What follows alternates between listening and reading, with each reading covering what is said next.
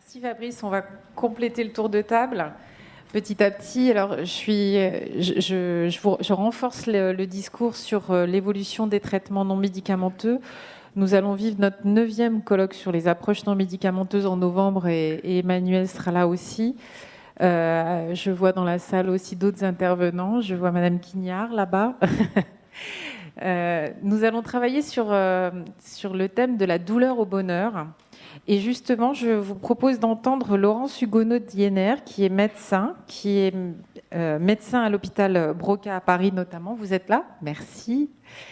Parce que vous allez nous parler de la douleur de savoir ou de ne pas savoir sur les questions de la maladie et sur avec qui partager cette question du savoir de la maladie. Alors, merci. Je suis désolée parce que je ne vais pas parler de la douleur de savoir ou ne pas savoir, mais de savoir et ne pas savoir et avec qui partager. Donc c'est un petit peu différent. Vous avez un PowerPoint, ça marche ? J'avais un PowerPoint, mais je crois qu'il ne va pas marcher. Il n'y a pas de raison que ça ne marche pas pour le philosophe et pour moi. Si. Si, ça marche. Bravo. Merci. Donc, je voulais d'abord remercier Emmanuel de m'avoir invité à parler de ce sujet. Je vais passer la première diapo. Je ne sais pas si moi je peux les commander.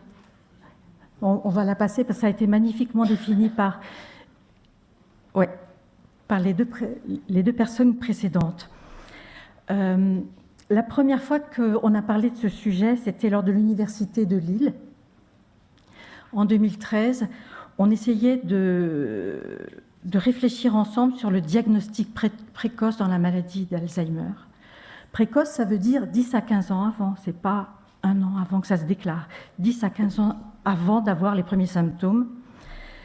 Et ma tâche était de réfléchir comment peut-on évaluer ce que les patients et ses proches veulent savoir. Donc la suivante, s'il vous plaît. Pour cela, il faut savoir que la loi nous impose de donner un diagnostic et que, sauf si la personne, de façon explicite, nous dit « moi, je ne veux rien savoir, je ne veux pas connaître ce diagnostic ». La diapo suivante, s'il vous plaît. Il y a eu les conclusions de cette journée, donc en 2013, c'était peut-être de façon explicite, on pourrait demander aux gens qui viennent nous consulter ce qu'ils sont prêts à entendre, en leur donnant un petit questionnaire, et si le bilan d'aujourd'hui ou dans 6 mois ou dans 1 an se révélait montrer des signes de maladie d'Alzheimer, et si les biomarqueurs étaient positifs, et si l'IRM montrait une atrophie corticale, voudriez-vous savoir ? Donc ça restait à rédiger. Et en 2013, je ne l'ai pas fait. Donc en 2014, la suivante, nous avons une seconde université d'été à Montpellier.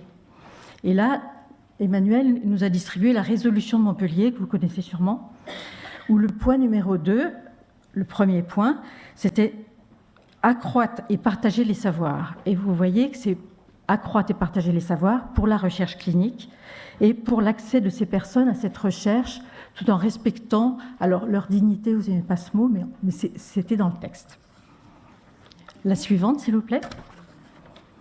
À ce moment-là, nous avons rédigé avec Marie Lorseux et Anne-Sophie Rigaud un petit questionnaire qu'on remet à tous les patients de Broca, où il y a 5 questions posées. La première, c'est souhaiteriez-vous être informé des différentes recherches, des études menées à l'hôpital Broca ? Donc oui, non. La seconde, souhaiteriez-vous... Alors c'est toujours si un jour vous avez ce diagnostic.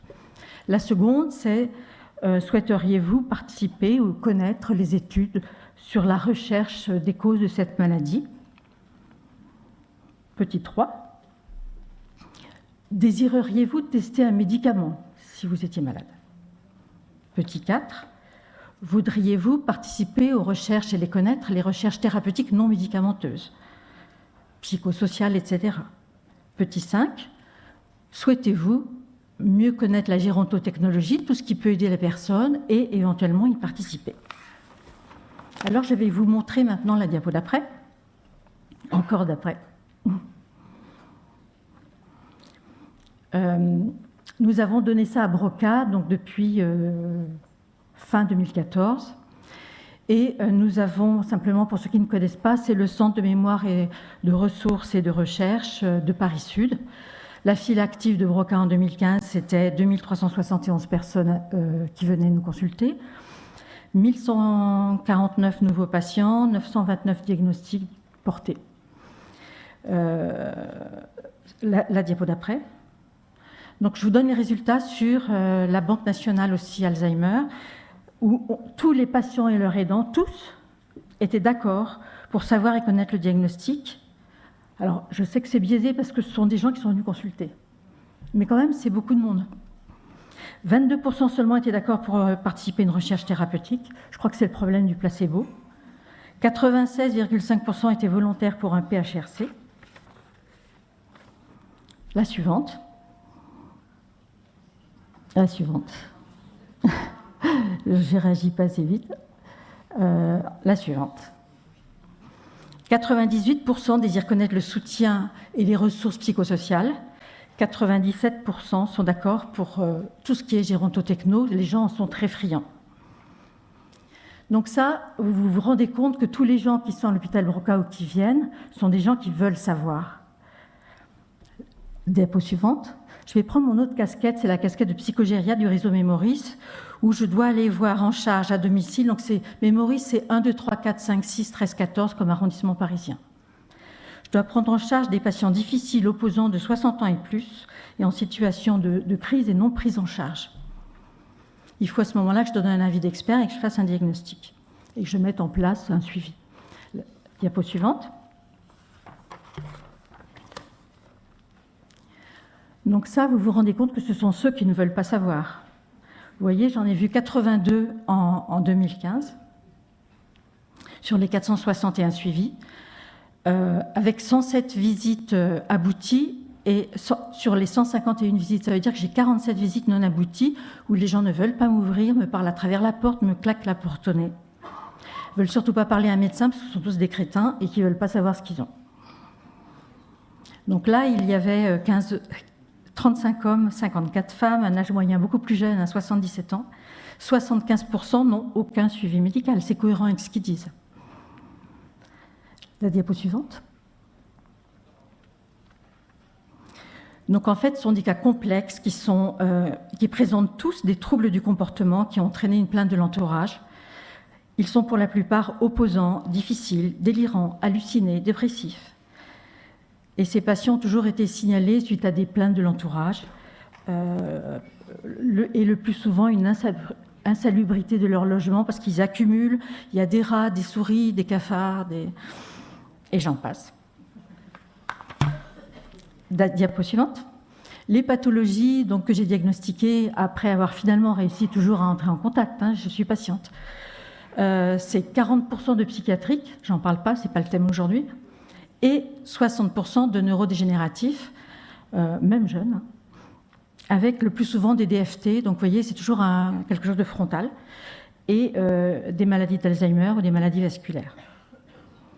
Donc simplement pour noter, il y avait 35 sur 82 patients qui avaient ce qu'on appelle un syndrome de Diogène.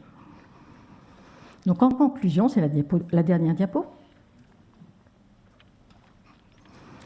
Vous voyez bien que savoir, ne pas savoir, ça dépend plus de la pathologie que les patients ont. Si elle est frontale, donc il y a ce qu'on appelle l'anosognosie et un refus complet de savoir. Et de l'environnement, beaucoup, qui partagent ce diagnostic et ce savoir, aussi bien l'environnement professionnel que l'environnement proche et familial. Avec qui le partager, c'est bien sûr les aidants. Alors s'il y en a, parce que dans les gens que je vois sur le réseau Mémoris, c'est des gens, exactement ce dont parlait le philosophe avant, isolés, sans personne. En fait, je pense qu'ils sont tellement désagréables qu'ils ont mis tout le monde dehors. Ça, c'est mon analyse. Il faudrait essayer de faire nommer les personnes de confiance quand les gens sont encore bien. Et puis peut-être généraliser les volontés anticipées, puisque maintenant il existe un formulaire quand vous êtes encore en bonne santé, et dire ce que vous voulez, est-ce que vous voulez savoir vos diagnostics, est-ce que vous voulez être traité, etc. Donc ça serait peut-être une meilleure solution et plus facile pour nous tous. Je vous remercie.